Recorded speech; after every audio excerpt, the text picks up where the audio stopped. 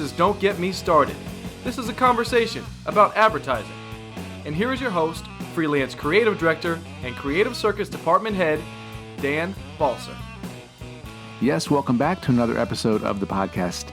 Thank you so much for choosing to spend the next 30 minutes with me listening to a conversation with Prentice Howe. This is the second time that Prentice has been on the podcast. The first time, last time he was here, he was at Donor. He had left door number 3, and he has since returned to door number 3 as a principal, as an owner. In between these two chats, he also published a book called The Empowered Challenger Playbook: How Brands Can Change the Game, Steal Market Share, and Topple Giants. Towards the end of this conversation, we talked a lot about sort of underdog brands and how brands can separate themselves and stay true to who they really are. Not often on the podcast would I say it's worth taking a piece of paper and a pencil and taking notes, but the second half of this conversation I think is really valuable for anyone, not just for young creatives, but for senior creatives, creative directors, and marketing people thinking about their brands from a more holistic, intelligent angle. Prentice has some really great tips. It's really worth listening to. I will also say before you start listening, I'm sorry about the alert sounds that happened in the second half. We never record podcasts like this. This was a phone call, and I don't know if these alerts were coming from my computer or Prentice's computer, so I apologize for that. I hope you enjoy this conversation. It's different. It's really informative, and let's just get right to it. All right, well, first of all, thanks for agreeing to give up your morning to talk to me again.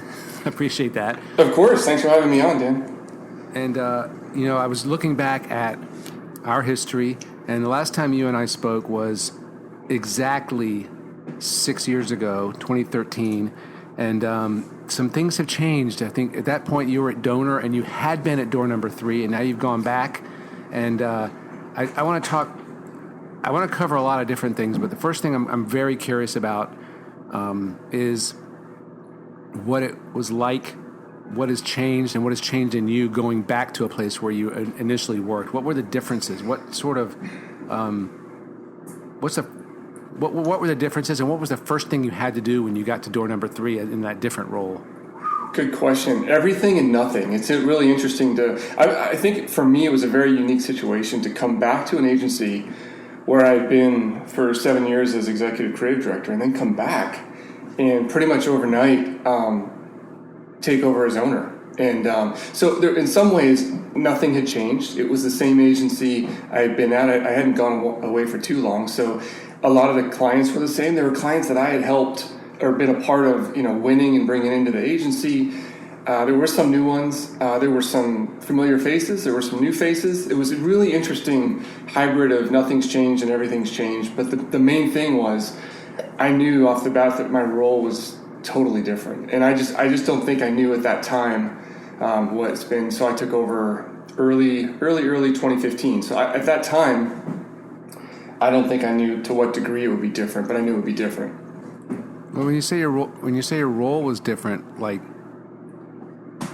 what do you mean, like day to day? How did it differ from being an ECD to being the owner / partner? What is your actual title now? I guess I should know that. So my chief creative director. Yeah, it's exactly. So I still oversee creative at a high level. I have a great ECD now, which takes the burden off of me to solve complex creative challenges. I mean, he's fantastic. So that's the good news. But when I first came back, I did not have him, and I kind of filled that role while taking over as owner. And really, I think it's just the amount of hats that you wear each day. I mean, it's looking at issues with the lease. It's is our employee handbook up to date? There's probably always going to be some kind of HR or personnel issue. Not that they're bad, but they're issues. They're things to address. Making sure people are growing in their career and they're happy with what they're working on. Our culture, making sure we have the recruitment pipeline going. And these are all things at a small agency that, there's not a designated person watching out for all those things. And right. The thing that I realized pretty quickly is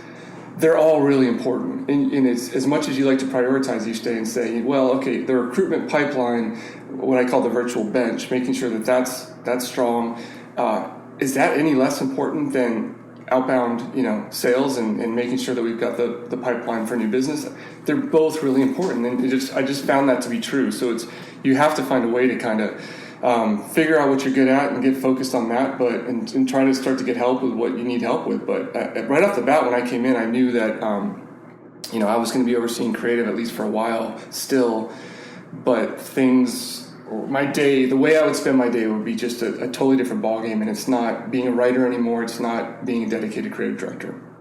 Right. So what of those ancillary roles have you been surprised that you actually enjoy? That's a good one. I enjoy my people a lot. I enjoy being able to get one-on-one time with them and see that they're doing well and growing and feel like they're at a good place. That I did as a creative director just within a creative department, but to be able to do that across the board with everyone, people make this place sing. So I do enjoy that, and that bleeds right into culture, which is, making sure that we've got the right mix of, summer Fridays and, healthcare offerings and all those things that kind of add up. Some of them are squishy and some of them are tangible, but they all need to add up to a place where people see themselves for many years, and I take pride in that, and I think we've done a good job with having people come here and those that get it and identify with the culture and the work and what we're doing, they stay, and I'm proud of that. So I guess those are things that I take a lot of pride in. And then Dan, you probably talk about this all the time with people that come in on your show as they kind of advance in their career, but just having so much excitement for building the talent pool, building great team members underneath you. It sounds kind of cliche, but I think as you get older and you get some perspective, there's no pride in me nailing a headline or an idea. It's great, but I get just as much excitement watching the team do it and knowing that I have the right people in place to be able to do that. So that is probably a little surprising because I had the ECD mentality when I started, but those are things I feel like I graduated into and I really enjoy, and they're super important. Yeah, I think I hear that less than you would think. Do you really? I think that, yeah, I'm surprised. I'm surprised. No, actually, I'm surprised to hear you say that because I genuinely mean it. I just love. I get so excited watching a young or mid-level art director just nail an idea, and I don't know. I just have moved way beyond pride of authorship. So if you don't hear that much, that's surprising to me. Well, it says a lot about you, and I think as an instructor, I feel.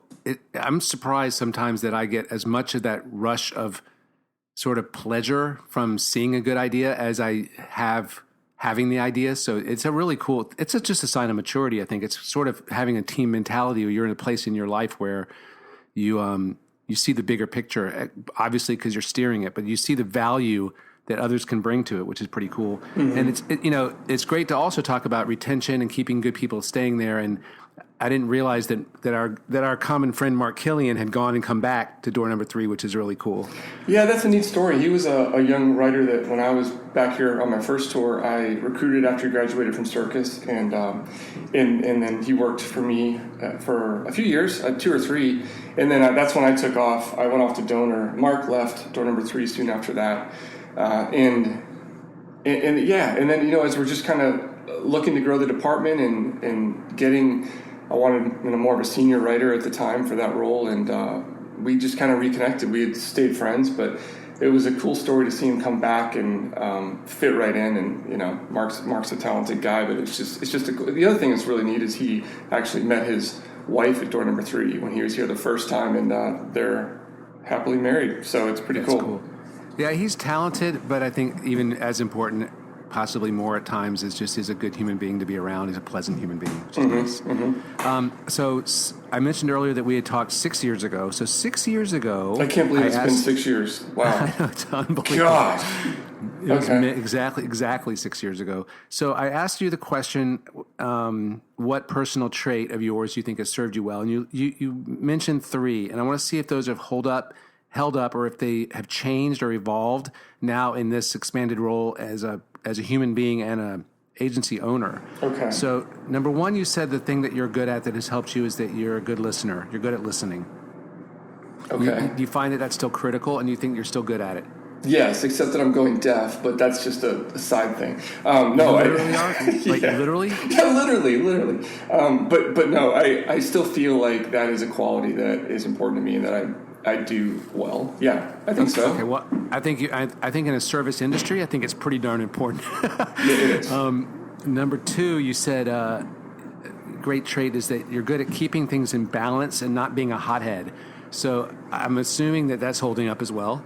I think it's holding up. It's tested a lot more, though. It really is. But, the thing that I will say is I'm finding situations where I need to bring that out a little bit more in myself. And that's, I internalize things a lot. And I think when you're leading, people look to you for the temperature in the room a little bit sometimes. And, because I internalize a lot, it's not as visible. So I actually work on sometimes bringing that out in myself. And I think that that's something that's just, to be transparent, something I'm evolving with. But yeah, no, you're not going to see me flip a table probably during a meeting.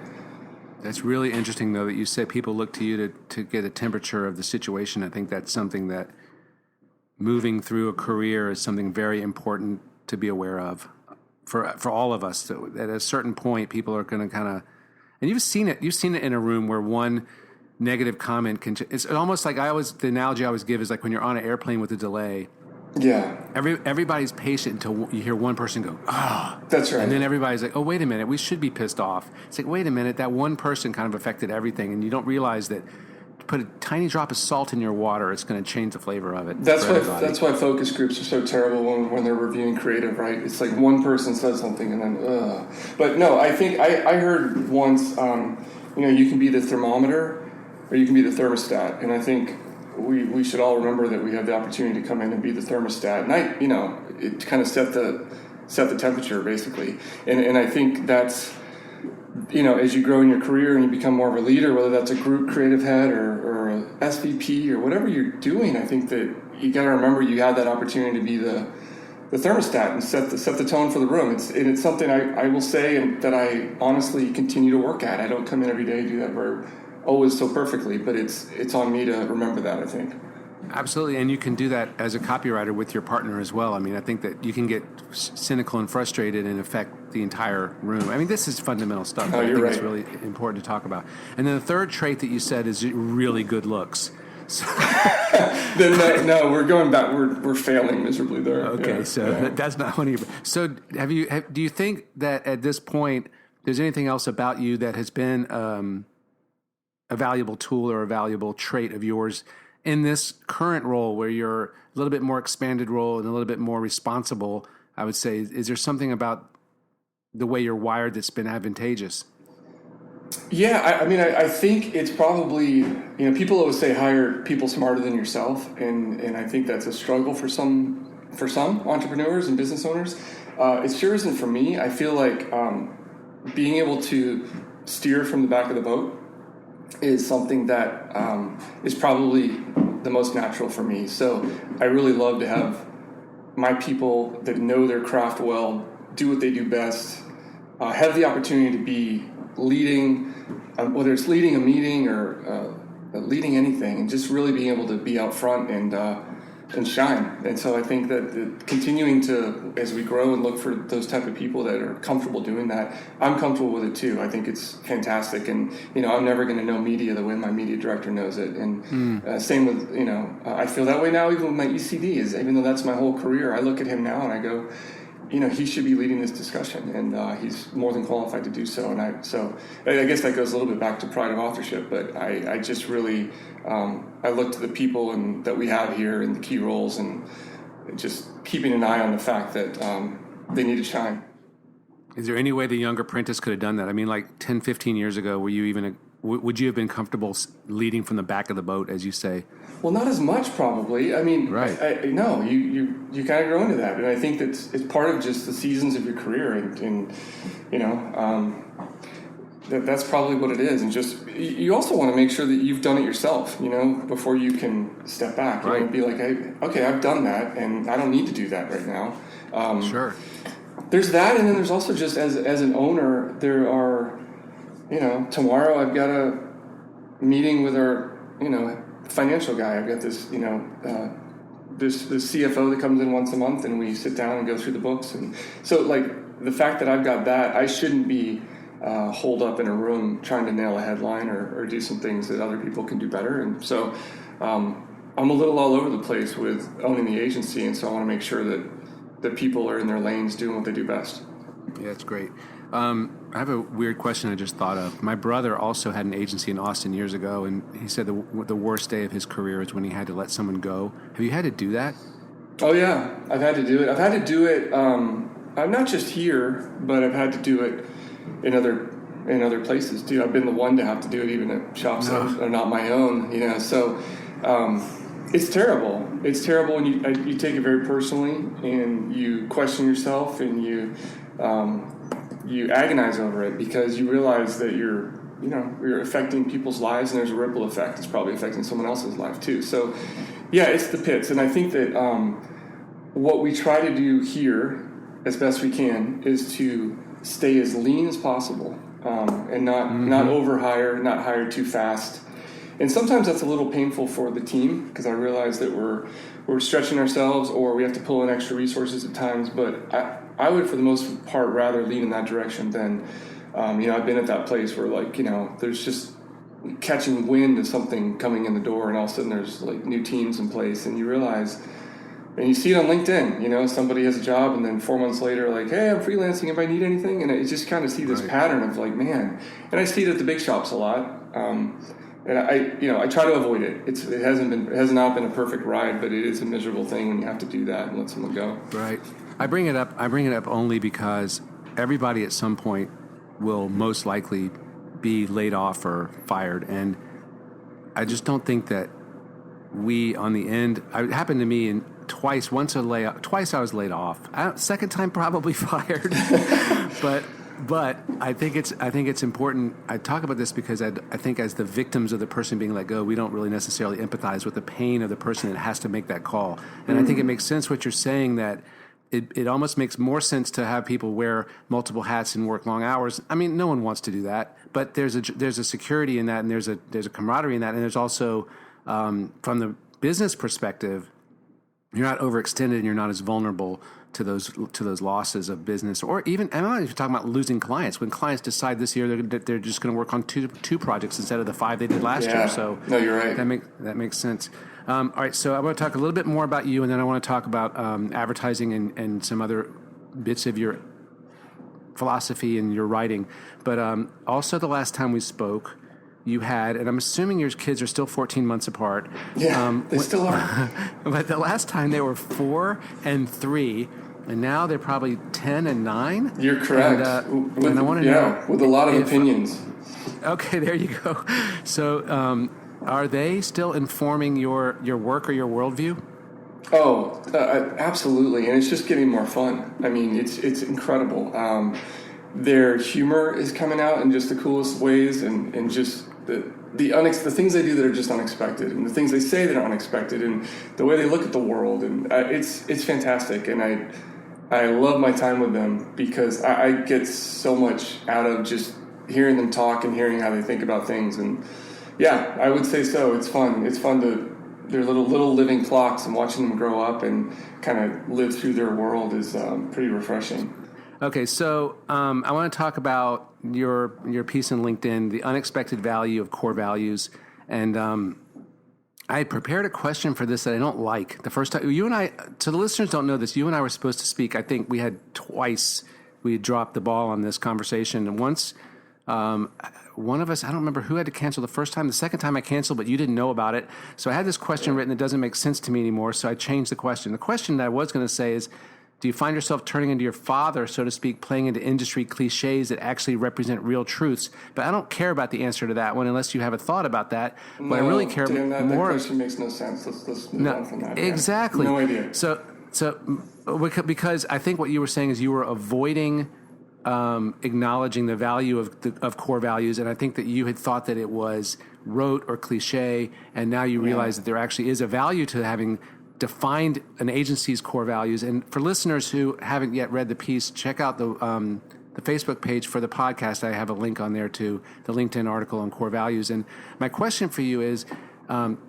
you pretty clearly spell out the core values that are important at DN3. Mm-hmm. I'm just going to go through them quickly just for context. We don't need to delve into them too deeply. Outthink, honor the golden rule, stay empowered, never stop improving, seek what matters most. That's really cool. Now, here's my question for you. Have you ever gone through an evaluation of what your own core values are? Is that an exercise that you have ever, you talked about how you internalize things. Have you reflected on the values that are important to you as a creative and a professional? And does that somehow reflect in the agency's values? Is there a relationship between the two or not?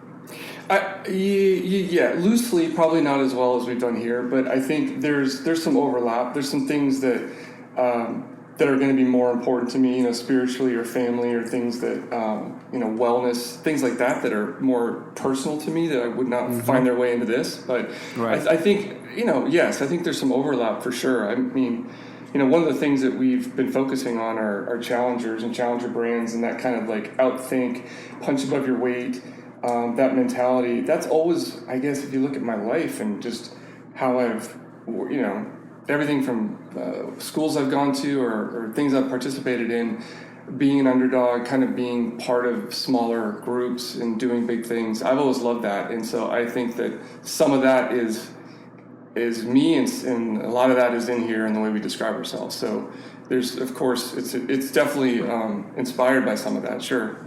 I think that's interesting what you're saying because I feel like I've always had a bit of that as well. And I've always liked, my favorite band is never the most. I mean, I talked about this the other day. Rush is my favorite, all-time favorite band is Rush, and I think that that's not a very popular rock and roll band. And I always like the obscure sports and the obscure sort of things. And I worked for 3 years. I did all the ads for. I still think it was like the ultimate second place brand, Fujifilm. And you wrote this book, The Empowered Challenger Playbook: How Brands Can Change the Game, Steal Market Share, and Topple Giants. And as I was reading your article in CA, the feature on you in CA, it does talk a lot about taking brands that have potential. And often I believe that it's, and correct me if I'm wrong, that these are untapped potential that sometimes the company themselves don't notice, something about themselves that needs to be illuminated or brought to life. Do you think that the creative approach for solving problems is different for underdog brands, or do you think it's just the way you frame the strategic thinking? Talk a little bit about how a sort of a challenger brand can step up. Yeah, I think that some of it's the same. I think it's how much you spend, where you spend, your willingness to take risks, your willingness to be extremely, it's like you got to differentiate, you got to be fascinating, you got to be entirely consistent. It's like they don't have the media budgets of a Geico where you can have commercials with a pig and a camel and Pinocchio and cavemen and stuff. So there's certainly things you do differently with rising brands that need to challenge, don't have quite the media spend. They have to really pick something, own it, be super consistent. We kind of identify, and I'm in the book, I mean, not to delve too deep into the book, but there's part of the reason for writing the book was to kind of fortify our positioning as an agency, but also to kind of bring light to what I'm calling 5 personalities of an empowered challenger. So it's kind of like David had 5 stones to defeat Goliath. Brands have 5 personality traits that are accessible to them at any time. So these personalities really inspire the voice and the tone of the brand archetypes that we create on behalf of our clients. So that does, Dan, to your point, that does start in strategy. I think for the most part it begins in strategy and positioning. And so looking at those 5 personalities, running our strategy and our work through that filter and keeping those in mind, that's certainly different than if we were working on a super well-established brand that already was a global leader as number 1 and had total dominance in market share. Yeah, no, that's a great roadmap. Can you share with the listeners the 5 personality traits? Yeah, so the first one's a lightning rod, and we kind of say, think about Lady Gaga, someone like that.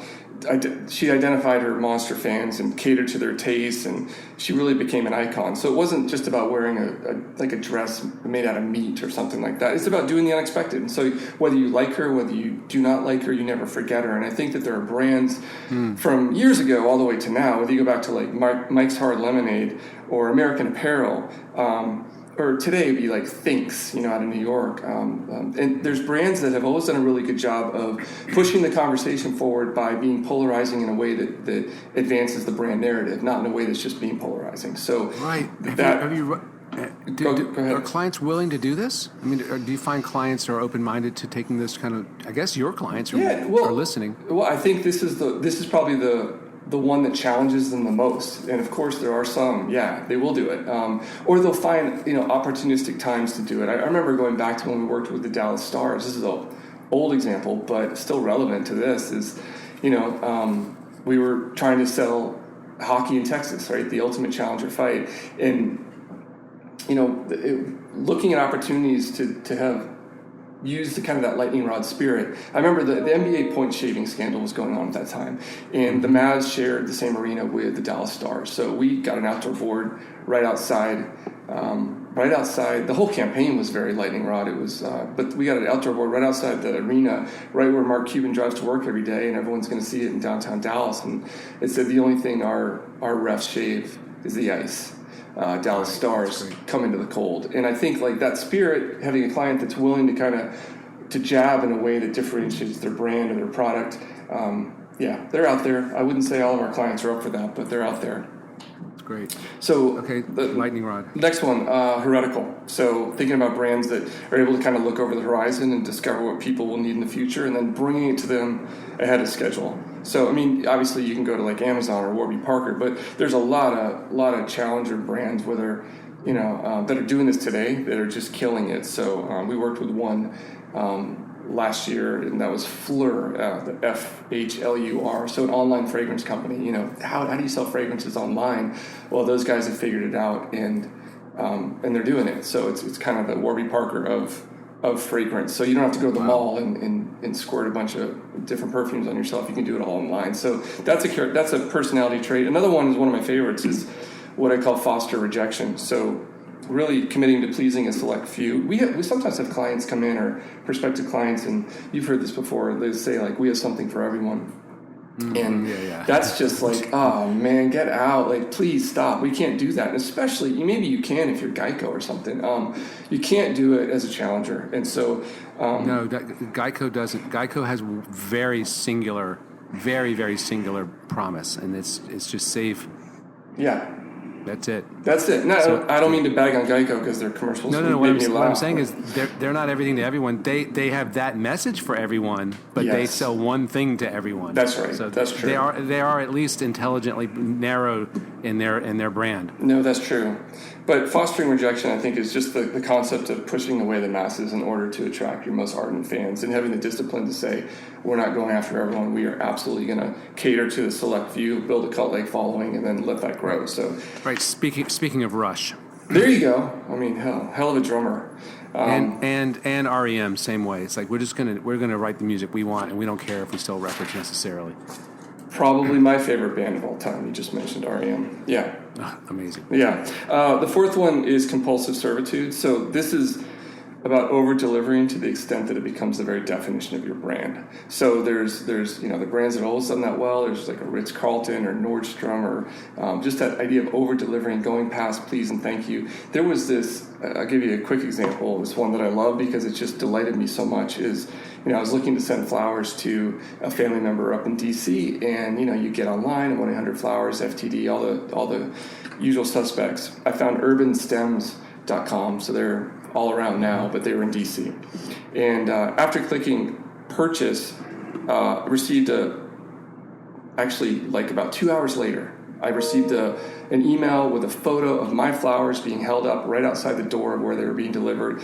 And it said, hey, Prentice, you can check off making someone's day from your to-do list. Awesome job. Happiness, delivered kind of idea. However she said it. But I just look at that and I go, man, that is such a challenger move to look at the entire, not just come up with a cool brand or do good advertising or poke the bear, but be able to look at the entire customer journey and figure out a new way to speak to the, not just the person getting the flowers, the person sending the flowers, who usually has no idea if they've been delivered, what they look like. They just know they paid $17 for a delivery charge.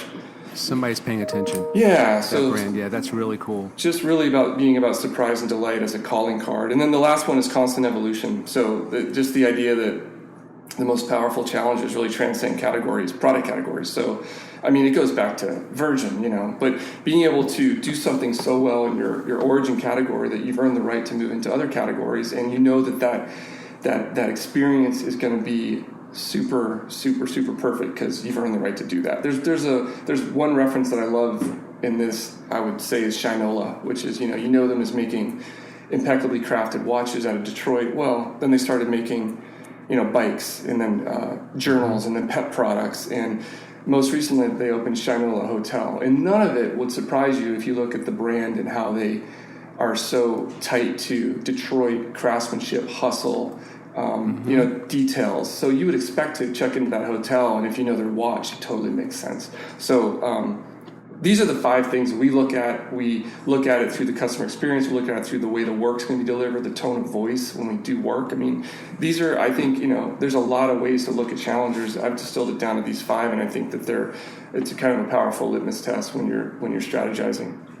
I think it's genius, and I think that it's if you really back up a little bit and you say, like, pretty much any brand trying to connect with an audience is a challenger, because not only are you in your category maybe not well known, but like in today's culture, it's just, there's so much noise and there's so much irrelevance that to stand and connect is a challenge for any brand. So a lot of the things you're talking about remind me of other brands that have done things really well.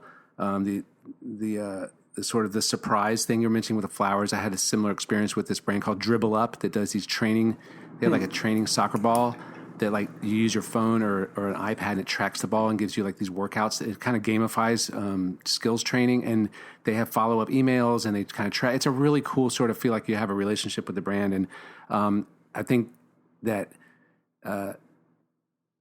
my sort of bigger question on this, and my cynical side, is like how many brands understand their place and are willing to take these risks. And I think that when you find them and they are willing to listen and you get to sit down at the table. I've always thought the end game in advertising is to sit down at the table with the founder of a company and say, look, let's make this better, bigger. Let's do this together.